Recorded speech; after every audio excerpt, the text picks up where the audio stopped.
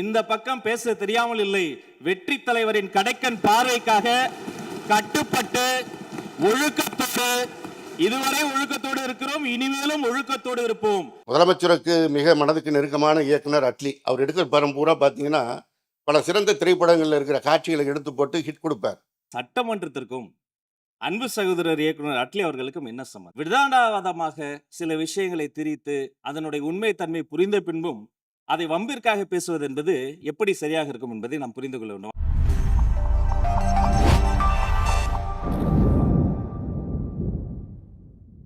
மாண்புமிகு பேரவைத் தலைவர் அவர்களே, மதிப்புமிகு தமிழ்நாடு முதலமைச்சர் அவர்களே, மதிப்பிற்குரிய எதிர்க்கட்சி தலைவர் அவர்களே, அமைச்சர் பெருமக்களே, சட்டமன்ற உறுப்பினர்களே, மாண்புமிகு தமிழ்நாடு முதலமைச்சர் அவர்கள் தமிழ் திரையுலகில் இருந்து திரைப்படங்களை விடுத்து மக்கள் பணிக்காக அரசியலுக்கு வந்து விட்டார். ஆனால் அரசியலிலே இருந்த அண்ணன் சிவசங்கரன் அவர்கள் எடிட்டிங் என்கிறார், ட்ரெய்லர் என்கிறார். அட்லியை குறித்து பேசிய போதெல்லாம் எனக்கு ஆச்சரியமாகவும் அதிர்ச்சியாகவும் இருந்தது. இந்த சட்டமன்றத்திற்கும் அன்பு சகோதரர் இயக்குனர் அட்லி அவர்களுக்கும் என்ன சம்பந்தம்? அதே போல அவர்கள் சொன்னதை, ஜனநாயகத்தினுடைய பெரிய பலமே எதிர்க்கட்சி தான். அவர்களினுடைய ஆக்கப்பூர்வமான விமர்சனங்கள், அவர்களினுடைய அறிவுரைகள், அவர்களினுடைய எதிர்ப்பு என்பது நமக்கு ஒரு வலிமையை சேர்க்கும், ஒரு பலத்தை கொடுக்கும். அதே சமயம் விதாண்டாவாதமாக சில விஷயங்களை திரித்து அதனுடைய உண்மை தன்மை புரிந்த பின்பும் அதை வம்பிற்காக பேசுவது என்பது எப்படி சரியாக இருக்கும் என்பதை நாம் புரிந்து கொள்ள வேண்டும். அது மட்டுமல்ல, அவர் குறிப்பிட்டார், காலங்கள் மாறும் காட்சிகள் மாறும் என்றார். இந்த சட்டமன்றத்தை பாருங்கள், காலங்கள் மாறிவிட்டது, காட்சி மாறிவிட்டது. மாண்புமிகு பேரவைத் தலைவர் சொன்னதை போல நான் ரசித்து கேட்டேன் அந்த வரியை. அன்றும் இன்றும் என்றும் தமிழ்நாட்டு மண்ணுக்கும் மக்களுக்கும் ஒரு குணம் இருக்கிறது. மாநில உரிமை, தமிழ் மொழி எங்கள் உயிருக்கு மேல், தமிழெங்கள் பேச்சு, தமிழெங்கள் மூச்சு, தமிழ்தான் எங்களினுடைய ஒரே பிரதான உயிர் இலக்கு. நேற்றும் முதலில் எது பாடப்பட வேண்டும் என்ற ஒரு விஷயம் வந்தபோது தமிழ்த்தாய் வாழ்த்துத்தான் முதலில் பாடப்பட வேண்டும் என்று ஒன்றிய அரசின் சுற்றறிக்கையை மீறி தமிழ்த்தாய் வாழ்த்தைக்கு முதலிடம் கொடுத்தோம். என்றும் அதைத்தான் நாங்கள் பின்பற்றுவோம் என்று சொல்லி நம்முடைய சட்டமன்றத்தில் மேகதாது உள்ளிட்ட பல்வேறு பிரச்சனைகளை பேசி ஆக்கப்பூர்வமாக இதை டேக்கிங் ஃபார்வர்ட் அடுத்த கட்டத்தை நோக்கி நாம் சென்று கொண்டிருக்கிறோம். மீண்டும் 2 மாமன்ற சட்டமன்ற உறுப்பினர்கள் அவர்களுக்குள் இந்த வார்த்தை விளையாட்டை பேசிக் கொள்வதை விடுத்து ஆக்கப்பூர்வமான அரசியலுக்கு நோக்கி நாம் செல்ல வேண்டும் என்பதை மாண்புமிகு பேரவைத் தலைவர் மூலமாக கேட்டுக்கொள்கிறேன். நன்றி. ஒரு ஆட்சி அமைகின்ற போது அந்த ஆட்சிக்கு உறுதுணையாக இருப்பதற்கு தான் இன்றைக்கு மேகதாட்டு பிரச்சனையிலே நீங்கள் கொண்டு வந்திருக்கின்ற தீர்மானத்தை திராவிட முன்னேற்ற கழகத்தின் சார்பாக எங்கள் எதிர்க்கட்சி தலைவர் வரவேற்றிருக்கின்றார். நல்லவைகளை வரவேற்போம், அல்லவைகளை சுட்டிக்காட்ட வேண்டும். இதுதான் சட்டமன்றத்தில் எதிர்க்கட்சியின் கடமை. உங்களுக்கும் எங்களுக்குமான வாக்கு வித்தியாசம் 17 லட்சம் தான். மக்கள் நலத்துறை அமைச்சர் அவர்கள் சற்று முன் பேசிய திராவிட முன்னேற்ற கழக சட்டமன்ற உறுப்பினர் கூறுகையில், தமிழக வெற்றி கழகத்திற்கும் திராவிட முன்னேற்ற கழகத்திற்கும் 17 லட்சம் வாக்குகள் மட்டும்தான் வித்தியாசம் என்று குறிப்பிட்டார். எந்த சூழ்நிலையில் அந்த வாக்கு வித்தியாசம் என்பதை மக்கள் அறிவர். தமிழக வெற்றி கழகம் தனித்து நின்று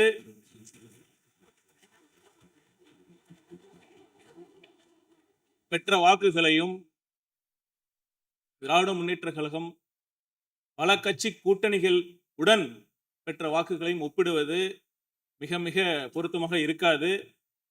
நாங்கள் பெருமையுடன் சொல்வோம், எங்களுக்கு கிடைத்த ஒவ்வொரு வாக்கும் தமிழக வெற்றி கழகத்திற்காக மட்டும், தமிழக வெற்றி கழகத்தின் தலைவர் முதலமைச்சராக வர வேண்டும் என்பதற்காக விழுந்த வாக்குகள் தான். பல கட்சி கூட்டணிகளுடன் தேர்தலில் வெற்றி பெற்ற திராவிட முன்னேற்ற கழகத்துக்கு கிடைத்த வாக்குகள் கூட்டணி கட்சிகளுக்காகவும் விழுந்த வாக்குகள் என்பதை பதிவு செய்ய கடமைப்பட்டிருக்கிறேன். நன்றி. அன்பு பேரவைத் தலைவர்களே, மாண்புமிகு மக்கள் நல்வாழ்வுத்துறை அமைச்சர் சொன்ன கருத்துகள் சரிதான். நீங்கள் தனியாக நின்ற பெற்று வாக்குகள், ஆனால் வரும் காலத்திலும் நாங்கள் தனியாக நிற்போம், தனியாக வாக்குகளை பெறுவோம் என்று நீங்கள் சொல்ல தயாரா? பள்ளிக்கல்வித்துறை அமைச்சர் அவர்கள். மாண்புமிகு பேரவைத் தலைவர் அவர்களே, எந்த ஒரு கட்சியும் தமிழ்நாடு வரலாற்றில் ஆட்சியிலும் பங்கு, அதிகாரத்திலும் பங்கு என்று சொன்னதில்லை, சொன்னதை செய்ததில்லை. முதல் மாநாட்டில் சொன்னதை இந்த நேரத்தில் செய்து காட்டிக் கொண்டிருக்கிறோம். அதே போல மக்கள் வழங்கிய தீர்ப்பை எப்போதும் யாரும் எந்த காரணத்திற்காகவும் சிறுமைப்படுத்தி பேசக்கூடாது. தனி ஒரு கட்சியாக இந்த சட்டமன்றத்திலே மற்ற தோழமை கட்சிகளை விட, மற்ற அரசியல் கட்சிகளை விட மிக மிக பெரிய வாக்கை மக்கள் வாரி வழங்கி தமிழக வெற்றி கழகம் இன்றைய தினம் இந்த ஆட்சியை அமைத்திருக்கிறது. எனவே எங்களுக்கு எதிராக பேசுவதாக நினைத்து தமிழ்நாட்டு மக்களுக்கு எதிராக யாரும் பேசுவதை பேரவைத் தலைவர் அனுமதிக்க கூடாது என்பதை இந்த நேரத்தில் நான் சுட்டிக்காட்டுகிறேன்.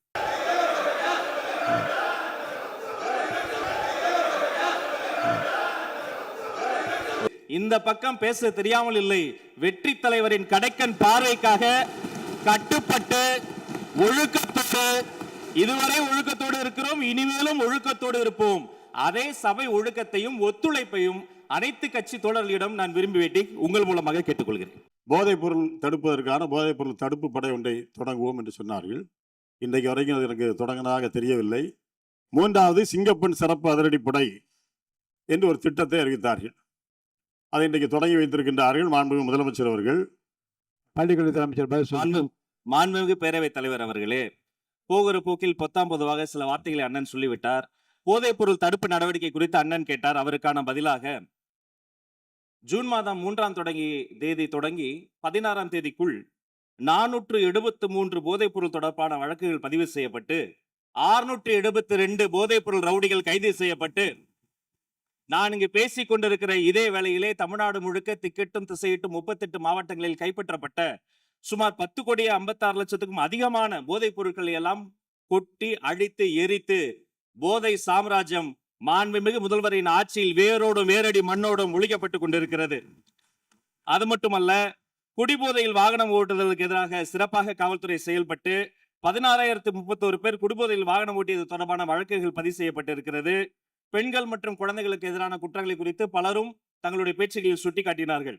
சிங்கப்பெண் சிறப்பு படை என்பது வரலாற்று சிறப்பு மிக்க பொன்னெழுத்துக்களால் பொறிக்கப்பட வேண்டிய ஒரு மாபெரும் முயற்சி. இந்த சிங்கப்பெண் சிறப்பு படை திட்டத்தினுடைய முதல் கட்டம் phase 1 இப்பொழுது தொடங்கப்பட்டிருக்கிறது. பின்பு phase 2, phase 3 என்று அடுத்தடுத்த கட்டங்கள் வரும். இந்த phase 1லேயே சிங்கப்பெண் முதல் கட்டத்திலேயே வெற்றிகரமாக தொடங்கப்பட்டு 70 சிங்கப்பெண் சிறப்பு படைக்கல அலகுகள் உருவாக்கப்பட்டு உதவி ஆய்வாளர்கள், காவல்துறையினுடைய பணியாளர்கள் என்று ஒரு திட்டமிடப்பட்ட கட்டமைக்கப்பட்ட ஒரு ஸ்ட்ரக்சர் உருவாக்கப்பட்டு தமிழ்நாடு முழுக்க ரோந்து பணிகள் மேற்கொள்ளப்பட்டு கல்வி நிறுவனங்களில் மட்டும் 1315 கல்வி நிறுவனங்களில் விழிப்புணர்வு நிகழ்ச்சிகள் நடத்தப்பட்டு பொது இடங்களில் 1418 இடங்களில் விழிப்புணர்வு நிகழ்ச்சி நடத்தப்பட்டு நேரில் சென்ற 69 வழக்குகள் பதிவு செய்து விசாரித்து ஆதரவு சேவைகளுக்காக 25 வழக்குகளுக்கு அனுப்பப்பட்டு காணாமல் போன ஒரு குழந்தையும் பெண்ணையும் சிங்க பெண்கள் சிறப்பு படை கண்டுபிடித்து வீட்டுக்கு அனுப்பி வைத்திருக்கிறார்கள். அது மட்டுமல்ல, கடந்த 15-20 நாட்களுக்குள்ளாக சற்றொப்ப 1328 நினைவு சரியாக இருக்குமானால் அந்த குற்றவாளிகளாம் அடையாளம் காணப்பட்டு உடனடியாக கைது செய்யப்பட்டு பிணையில் ஜாமீனில் வெளிவர முடியாத பிடியாணை பிறப்பிக்கப்பட்டு சற்றொப்ப 2500 சொச்சம் அந்த சீரியல் அஃபண்டர்ஸ், அதாவது 18 குற்றவாளிகளை எல்லாம் உடனடியாக பிடித்து கிட்டத்தட்ட 4000க்கும் அதிகமான சமூக விரோதிகளை சிறைச்சாலையில் தள்ளி இருக்கிறது தமிழ்நாடு காவல்துறை என்பதை இதன் மூலமாக தெரிவித்துக் கொள்கிறேன். பொதுவாக மாண்புமிகு சட்டப்பேரவை உறுப்பினர்கள் பேசுகிற போது கூட ஒரு உறுப்பினர் சொன்னார், சட்டம் ஒழுங்கு இப்படி இருக்கிறது, பெண்களுக்கு எதிரான குற்றங்கள் அதிகரித்திருக்கிறது. மாண்புமிகு முதல்வர் நிதி ஆயோக் கூட்டத்தில் பேசிய பொழுது தமிழ்நாட்டு பெருமளை எல்லாம் சொன்னார், அதற்கெல்லாம் நாங்கள் தான் காரணம். ஆம், சரியாக சொன்னீர்கள். இந்த தமிழ்நாட்டில் சீரழிந்திருக்கிற போதை பழக்கத்திற்கும் சட்ட ஒழுங்கு பிரச்சனைகளுக்கும் இதற்கு முன்னால் ஆண்டவர்களும் ஒரு காரணம் என ஒப்புதல் வாக்குமூலத்தை கொடுத்திருக்கிறது என்றையும் சுட்டிக்காட்டி மீண்டும் சொல்கிறேன், சரித்திர சிறப்பு வாய்ந்த சிங்கப்பெண்கள் சிறப்பு படை சிறகடித்து பறக்கிறார்கள். பொறுத்திருந்து பாருங்கள், வெயிட் அண்ட் வாட்ச். தமிழ்நாட்டினுடைய சட்டம் ஒழுங்கு இந்தியாவிலே சிறந்த மாநிலமாக இந்த சிறப்பு படை மாற்றி காட்டும் என்று உங்கள் மூலமாக தெரியப்படுகிறது. தமிழ்த்தாய் வாழ்த்தை முதலில் பாட வேண்டும், அவை நிறைவின் போதுதான் தேசிய கீதம் பாட வேண்டும் என்கின்ற மரபு தமிழ்நாட்டிலே கடைபிடிக்கப்பட்டு வருவது. இது ஏதோ அவைக்கு மாத்திரமல்ல, நீங்களும் நானும் பள்ளியிலே படிக்கும் போதும் அங்கேயும் இந்த நிகழ்வு தான் நடைபெற்று என்பதை உங்களுக்கு நான் சுட்டிக்காட்ட விரும்புகிறேன். பேரவைத் தலைவர் அவர்களே, வந்தே மாதரம் பாடல் இதற்கு முன்பு முதலமைச்சராக இருந்த திராவிட முன்னேற்றக் கழகத்தின் தலைவரும் ஐயா மு.க. ஸ்டாலின் அவர்கள் இருந்தபொழுது உயர்நீதிமன்றத்தில் பதவியேற்பு விழாவில் ரீசண்டாக வந்த சர்க்குலர், ஹோம் மினிஸ்டருடைய சர்க்குலர் படி வந்தே மாதரம் பாடல் முதல் முறையாக பாடப்பட்டது. அப்பொழுது திரு மு.க. ஸ்டாலின் அவர்கள் அதற்கான மரியாதையை எழுந்து கொடுத்தார்கள். இது ரீசெண்டா வந்த பிரச்சனை. அதற்கப்புறம் பதவியேற்பு விழாவில் மாண்புமிகு முதலமைச்சரா பொறுப்பேற்பதற்கு முன்பு கவர்னரிடம் கோரிக்கை கொடுத்தார்கள். அப்பொழுது கவர்னர் ஹோம் மினிஸ்டருடைய சர்க்குலரை தான் நாங்கள் ஒபே பண்ணணும்னு சொன்னார். கிட்டத்தட்ட 5 நிமிடம் அப்பொழுதே தன்னுடைய கோரிக்கை வைத்தார் பதவியேற்பு விழாவுக்கு முன்பே. அதன் பின்பு கவர்னருடைய அலுவலகத்தில் அடுத்த பதவியேற்பு நடக்கும் பொழுதும் நம்மளுடைய கோரிக்கை முதல்வரும் சரி நாங்களும் சரி வைத்தோம். கவர்னருடைய கண்ட்ரோல் இருக்கக்கூடிய அவருடைய அவையில பதவியேற்கும் பொழுது மாநில அரசால எந்த விதமான முயற்சிகளை செய்ய முடியல. ஆனால் அரசு நிகழ்ச்சிகளில் எப்பொழுதும் தாய்மொழியா இருக்கக்கூடிய தமிழ்தாய் வாழ்த்தை பாடினோம். அதே மாதிரி இன்றைக்கு மாண்புமிகு முதலமைச்சர் அவர்கள் முதல் சட்டசபை கூட்டத்தில் பேரவைத் தலைவர் அவர்கள் இங்கு தலைமை இருக்கக்கூடிய அவையில கவர்னருடைய கோரிக்கைகளை முதலில் வந்தே மாதரம் பாடணும்னு சொல்லும் பொழுதும் சரி, அதில் முதலமைச்சர் உறுதியாக நின்று பேரவைத் தலைவர்களிடம் உறுதியாக பேசி எங்களுடைய கருத்துக்களை கவர்னரிடம் உறுதியாக கூறி பேரறிஞர் அண்ணா உருவாக்கிய மாநில கொள்கையில் அந்த கொள்கையில் உறுதியாக இருந்து இன்றைக்கு 3-4 வருடங்களாக கவர்னர் முன்பு கவர்னரோட சண்டை போட்டு வெளிநடப்பு பண்றது ஒரு டிப்ளமசி கிடையாது. எந்த கவர்னர் புறக்கணிக்கப்பட்டாரோ அதே கவர்னர் முன்பு தமிழ் தாய் வாழ்த்து பாடப்பட்டது. இதுதான் தமிழ்நாட்டில் புதிய தலைமையின் எங்களுடைய முதலமைச்சருடைய மெசேஜ். நாங்கள் எப்பொழுதும் மாநில கொள்கையில் உறுதியாக இருப்போம். அது கவர்னராக இருந்தாலும் சரி, டெல்லியோட தலைமையிலாக இருந்தாலும் சரி, எங்களுடைய மாநில உரிமையை ஸ்டேட் அட்டானமி சொல்லக்கூடிய அறிஞர் அண்ணாவுடைய கொள்கையில் நாங்கள் எப்பொழுதும் உறுதியாக இருப்போம் என்பதை பதிவு செய்து 4 வருடங்கள் கழித்து முதல் முறையாக அதை நடைமுறைப்படுத்துவது எங்களுடைய மாண்புமிகு முதலமைச்சர் அவர்கள். ஒரு சண்டை போட்டு வெளிநடப்பு பண்றதில்ல, அதே கவர்னரை தமிழ் தாய் வாழ்த்தை முதல்ல பாட வச்சு நிக்க வச்சு மரியாதை கொடுத்து தமிழக மக்களுடைய உரிமையை நிலைநாட்டியது இந்த அவையில். அதனால இதை திராவிட முன்னேற்ற கழகத்துடைய தோழர்கள் உங்களுடைய கொள்கையும் எங்களுடைய கொள்கையும் அண்ணாவுடைய கொள்கையும் தான். இதில் எந்த விதமான கருத்து வேறுபாடும் கிடையாது. இதில் நம்ம கிட்ட எந்த விதமான வேறுபாடும் கிடையாதுங்கிற நம்முடைய சகோதரர்களுடைய சட்டமன்ற உறுப்பினர்கிட்ட பதிவு பண்ணிக்கிறோம். அதில் நாங்கள் எப்பொழுதும் எங்கள் உயிரை விட உறுதியாக நாங்கள் இருப்போங்கிறதை பதிவு பண்ணிக்கிறோம். உறுப்பினர் முனைவர் திரு எம்.எஸ். ஜவஹர்லால் அவர்கள். மாண்புமிகு பேரவைத் தலைவர் அவர்களே, 17வது சட்டமன்ற பேரவையில் ஆளுநர் உரைக்கு நன்றி தெரிவிக்கக்கூடிய தீர்மானத்தில் உரையாற்ற வாய்ப்பு அளித்தமைக்காக எனது மனமார்ந்த நன்றியை தெரிவித்துக் கொள்கின்றேன். நாகப்பட்டினம் தொகுதியில் எனக்கு மிக சிறப்பான ஒரு வெற்றியை சாதி மத வேறுபாடுகளுக்கெல்லாம் அப்பாற்பட்டு எனக்கு ஒரு மிகப்பெரிய வெற்றி அளித்த நாகப்பட்டினம் தொகுதியினுடைய அனைத்து வாக்காளர் பெருமக்களுக்கும் என்னுடைய கோடான கோடி நன்றியை தெரிவித்துக் கொள்கின்றேன். மாண்புமிகு பேரவைத் தலைவர் அவர்களே, ஆளுநர் உரை என்பது இந்த அரசாங்கத்தினுடைய திசைவழி போக்கு என்ன என்பதை நிர்ணயிக்கக்கூடிய ஒரு உரை. அரசியல் சாசன மரபுப்படி ஆளுநர் அன்றைய மாநில அரசு எந்த உரையை தயாரித்து கொடுக்கின்றதோ அதை மட்டும்தான் அவர் வாசிக்க வேண்டும். அந்த நிலையை அப்படியே இமி பிசகாமல் கடைபிடித்த ஆளுநருக்கும் இந்த தருணத்தில் என்னுடைய நன்றியை தெரிவித்துக் கொள்கின்றேன். மாண்புமிகு பேரவை தலைவர் அவர்களே, ஆளுநர் உரையை முழுமையாக நான் வாசித்து பார்த்தேன். ஒன்றிய அரசிடம் நிதி பகிர்வு, மாநில உரிமைகள், காவேரி, மீனவர் பிரச்சினை போன்றவற்றை இந்த ஆளுநர் உரை வலியுறுத்துகிறது. மாண்புமிகு பேரவைத் தலைவர் அவர்களே, மதுபான கொள்கை பற்றி இந்த ஆளுநர் உரையில குறிப்பிட்டிருக்கிறார்கள்.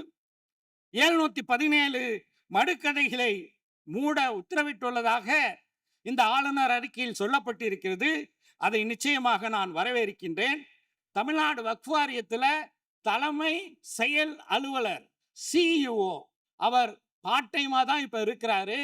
பகுதி நேர அலுவலராக தான் இருக்கிறார். முழு நேர சிஇஓ இங்கே நியமிக்கப்பட வேண்டும் என்று கேட்டுக்கொள்கிறேன். டெல்டா மாவட்டங்கள்ல 2839 விவசாயிகள் தட்கல் திட்டத்தின் கீழ் மின் இணைப்பு பெற்றிருக்கிறார்கள். இதுவரை 432 விவசாயிகளுக்கு மட்டுமே முன்மாதிரி மின் இணைப்புகள் வழங்கப்பட்டுள்ளன. 2407 விவசாயிகளின் விண்ணப்பங்கள் பல்வேறு கட்ட பரிசீலனையில் உள்ளது. எனவே அந்த விண்ணப்பங்களை எல்லாம் பரிசீலித்து மும்முனை மின்சாரம் 24 மணி நேரமும் டெல்டா பகுதியில் உள்ள விவசாயிகளுக்கு வழங்குவதற்கு இந்த அரசு நடவடிக்கை எடுக்க வேண்டும் என்று கேட்டுக்கொள்கின்றேன். கொள்ளிடம் கூட்டு குடிநீர் குழாயில் ஏற்பட்டிருக்கக்கூடிய பழுதுகளை நீக்கி நல்ல முறையில் அந்த கூட்டு குடிநீர் திட்டம் நாகப்பட்டினம் தொகுதியில் உள்ள அனைத்து மக்களுக்கும் சேர்வதற்கு இந்த அரசு நடவடிக்கை எடுக்க வேண்டும். அதே போல நாகப்பட்டினம் நகராட்சியில் உள்ள பணியாளர்கள் அலுவலர்களுடைய பற்றாக்குறையை நீக்கக்கூடிய வகையில் உடனடியாக உரிய பணியாளர்களை நியமிக்க வேண்டும் என்று கேட்டு இந்த வாய்ப்புக்கு நன்றி தெரிவித்து விடைபெறுகின்றேன். ஆளுநர் மாளிகை என்பது அவருக்கு கட்டுப்பட்டது. உயர்நீதிமன்றம் என்பது நீதிபதிக்கு கட்டுப்பட்டது. இந்த அவை என்பது முழு அதிகாரம் படைத்தது உங்களுடைய கட்டுப்பட்டது. ஆளுநராக இருந்தாலும் சரி, ஜனாதிபதியாக வந்தாலும் சரி, இந்த அரங்கத்தை பொறுத்தளவுக்கு உங்களுக்கு கட்டுப்பட்டது. நீங்கள் எடுக்கிற முடிவு தான் இறுதியான முடிவு. இதுதான் காலகாலமாக எங்களுடைய சட்டமன்ற உறுப்பினர் சிவசங்கர் அவர்கள் எது ஒரு குற்றச்சாட்டும் சொல்லவில்லை. அவர் உங்களை கன்சிடர் பண்ண ஒரு கோரிக்கை வைத்திருக்கிறார். நடந்து முடிந்தது நல்லதாக நடந்திருக்கிறது. நடப்பவையெல்லாம் நல்லதாகவே நடக்கும் என்பதை நான் தெரிவித்துக் கொள்கிறேன். ஒரு டெய்லர் ஹிட் அடிக்கணும்னா அதில் ரொம்ப கிறிஸ்பாக இருக்கணும். ஆளுநர் உரையில் குறிப்பிட்டதைப் போல் இருமொழிக் கொள்கையை பாதுகாப்பதில் காங்கிரஸ் கட்சி உறுதியாக உள்ளது. எந்த வடிவிலும் தமிழகத்தில் மொழி திணிப்பை ஏற்றுக்கொள்ள முடியாது. இந்தியாவின் பன்முகத்தன்மை மற்றும் கூட்டணி கட்சியின் தத்துவத்துவம் பாதுகாக்கப்பட வேண்டும் என்பதில் இந்த அரசுடன் நாங்கள் உறுதியாக இருக்கிறோம். மாண்புமிகு பேரவைத் தலைவர் அவர்களே, கிராமப்புறங்களில் வாழக்கூடிய ஏழை எளிய குடும்பங்களை சார்ந்த மாணவர்களின் உயர்கல்வி கனவுகளுக்கு தடையாக மாறியுள்ள நீட் தேர்வுக்கு எதிராக தமிழக மக்களின் உணர்வுகளை இந்த ஆளுநர் உரையில் பிரதிபலித்ததை தமிழக அரசு நிலைப்பாட்டையும் காங்கிரஸ் கட்சி முழுமையாக ஆதரிக்கிறது. பள்ளி கல்வி மற்றும் சமூக நீதியை அடிப்படையாக கொண்ட மருத்துவ கல்வி சேர்க்கை முறையே தமிழ்நாட்டின் தனித்துவமாக இருந்து வந்தது. அந்த சமூக நீதி கொள்கையை மீட்டெடுக்கும் போராட்டத்திலும் காங்கிரஸ் கட்சி தொடர்ந்து உங்களுடன் தோள் கொடுக்கும் என்பதையும் நான் இந்த நேரத்தில் குறிப்பிட விரும்புகிறேன். மாண்பு உறுப்பினர் விஜய் சரவணன் பேச ஆரம்பிக்கலாம். நன்றி. வாழ்வும் எங்கள் வளமும் மங்காத தமிழ் என்று சங்கேணி முழங்கு. மாண்புமிகு பேரவைத் தலைவர் அவர்களே, மாண்புமிகு அமைச்சர் பெருமக்களே, மரியாதைக்குரிய பேரவை உறுப்பினர்களே, அனைவருக்கும் வணக்கம். வரலாற்று சிறப்பு மிக்க இந்த மாபெரும் பேரவையில் ஆளுநர் உரைக்கு நன்றி தெரிவிக்கின்ற தீர்மானத்தின் மீது பேசுகின்ற வாய்ப்பை வழங்கி இருக்கக்கூடிய பேரவைத் தலைவர் அவர்களுக்கும், நாளெல்லாம் எங்கள் நெஞ்சில் இதய ஓட்டத்தை துடிப்போடு இயக்கிக் கொண்டிருக்கின்ற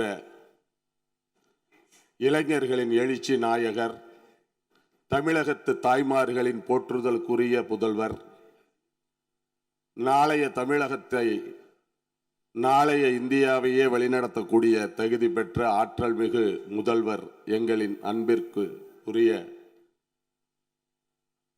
ஜோசப் விஜய் அவர்களே, ஏழைகளின் பிரதிநிதிகளாய், எளியவர்களின் பிள்ளைகளாய், ஒடுக்கப்பட்ட சமூகத்தின் அடித்தளத்திலே இருக்கக்கூடியவர்கள் எல்லாம் மக்கள் பிரதிநிதிகளாக இங்கே அமர்ந்து மக்களுக்கான தேவைகளை, மக்களுக்கான கோரிக்கைகளை அரசின் கவனத்திற்கு கொண்டு வந்து ஆற்றல் மிக்க செயல்பாடுகளை எல்லாம் செய்வதற்குரிய வாய்ப்பை இங்கே இருக்கக்கூடிய எங்களை போன்றவர்களுக்கு வழங்கி இருக்கின்ற பொன்னான தலைவராக, புரட்சி தலைவரின் மறு உருவமாக விளங்குகின்ற முதல்வர் தளபதி அவர்களின் ஆட்சியிலே மாபெரும் திட்டங்களை எல்லாம் முன்னெடுக்க தேர்தல் பிரச்சாரத்தின் போதே தேர்தல் அறிக்கைகளை தந்து கடுமையான நிதி நிலைமை இருக்கின்ற பொழுதும் அவற்றையெல்லாம் சரி செய்யக்கூடிய வகையிலே நிர்வாக ரீதியிலான துறை ஆலோசனை கூட்டங்களை நடத்தி தான் எப்போதும் சொல்லுவதை போல செய்கின்ற தலைவராக இன்றைக்கு நம்முடைய முதல்வர் அவர்கள் இருக்கிறார்கள். இங்கே பேசியவர்களில் சிலர் பேரறிஞர் அண்ணா அவர்கள் 67 ஏற்படுத்திய புரட்சியும் 77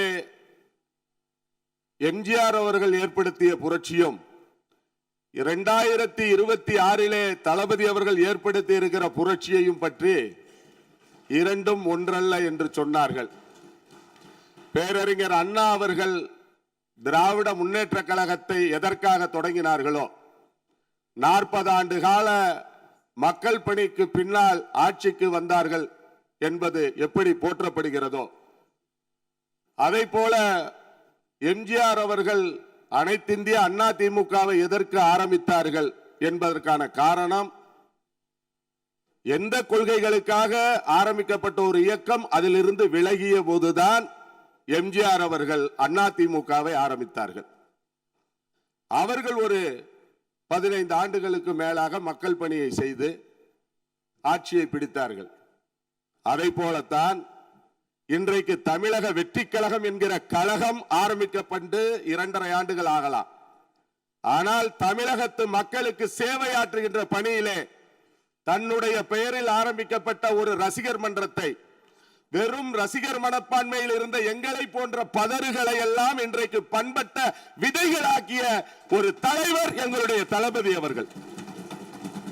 1/4 நூற்றாண்டு கால இந்த மக்கள் இயக்க பணி இங்கே எதிர்வரிசையிலே அமர்ந்திருக்கக்கூடிய மூத்த சகோதரர்களுக்கு நன்றாக தெரியும். நீங்கள் அதிகாரத்தில் இருந்த காலத்திலே நாங்கள் அழைத்து செய்த நலப்பணிகளிலே நீங்கள் கலந்திருக்கிறீர்கள். எங்கள் கால்கள் படாத கிராமங்கள் கிடையாது. எங்கள் இயக்க தோழர்கள் பயணம் செய்யாத ஊர்கள் கிடையாது. நாங்கள் ஆட்சி அதிகாரத்திற்கு வருவதற்கு முன்னதாகவே தீட்டிய திட்டங்கள் எத்தனை எத்தனை என்பது தமிழகத்து மக்களுக்கு தெரியும். ஏனென்று சொன்னால் பயன்பெற்றவர்கள், அந்த பயனை அடைந்தவர்கள் இன்றைக்கு எங்களை தேர்வு செய்து இந்த சட்டமன்றத்திற்கு அனுப்பி இருக்கிற தமிழகத்து மக்கள் என்பதை மறந்து விடாதீர்கள். இந்தியாவிலேயே மிக தெளிவாக வாக்களிப்பவர்கள் தமிழகத்து வாக்காளர் பெருமக்கள் தான். நாங்கள் மீண்டும் ஒன்றை சொல்லிக்கொள்ள கடமைப்பட்டு இருக்கிறோம். எங்கள் முதல் வரிசையில் இருக்கக்கூடிய அமைச்சர் பெருமக்களோ, பின்னிருக்கைகளிலே இருக்கக்கூடிய உறுப்பினர்களோ உங்களுடைய வார்த்தைகளில் வருவதைப் போல எதையும் அறியாத இளைஞர்கள் கிடையாது.